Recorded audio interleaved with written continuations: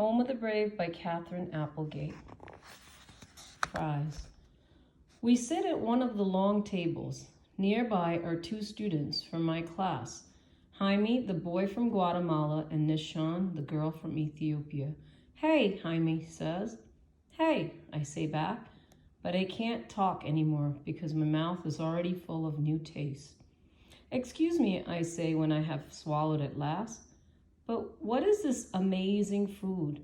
I hold up a brown stick. Fry, Hannah says, one of the 5 major food groups. This fry, it grows in your America ground? I ask. Hannah laughs, a sound like bells on a windy day. I suppose you can say that. You're Keck, right? I know because I asked your cousin. Hannah passes me a paper cup filled with strange and beautiful red food. Ketchup, she says. You dip your fries in it. I do what she says, then eat. You're a fine cook, I say. Hannah and Jaime and Nishan laugh. I feel glad I found enough words to make people happy. When a friend laughs, it's always a good surprise. Not knowing. I see your cousin at the apartment sometimes, Hannah says. He's a very quiet guy. I have to think for a moment to eat such happy food and think about words at the same time is much work.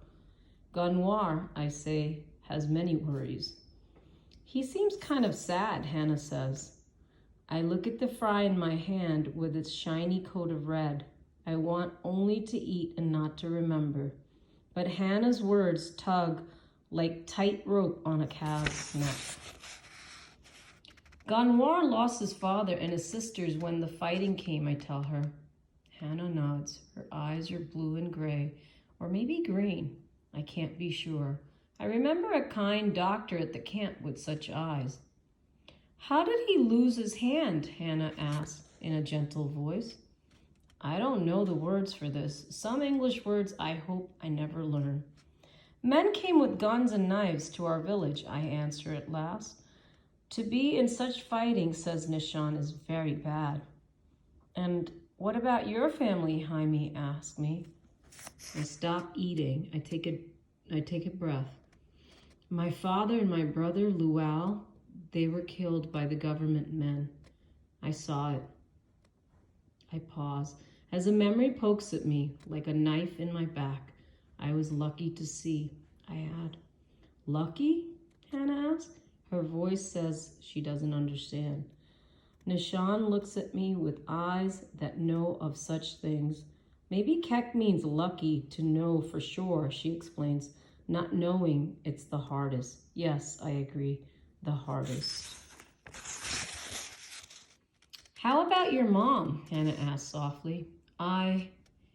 Guilt grabs my throat. I will not go to that black place today. I try again. She'll come, I say. I'll wait here for her. Waiting is hard too, Hannah says, and I can see that she also knows sad places. I push my tray away. I'm not so hungry anymore. Home. I take the school bus home. It's a long yellow car filled with screaming, laughing students and many paper balls wet with spit. I don't think it would be easy to drive such a car. My aunt is sleeping when I get home. Gunwar enters with a white basket under his arm. The washing machine's in the basement, he says. The what? I ask. The room way down at the bottom of the stairs. I'll show you later. He surprises me with a smile like Luau might have made.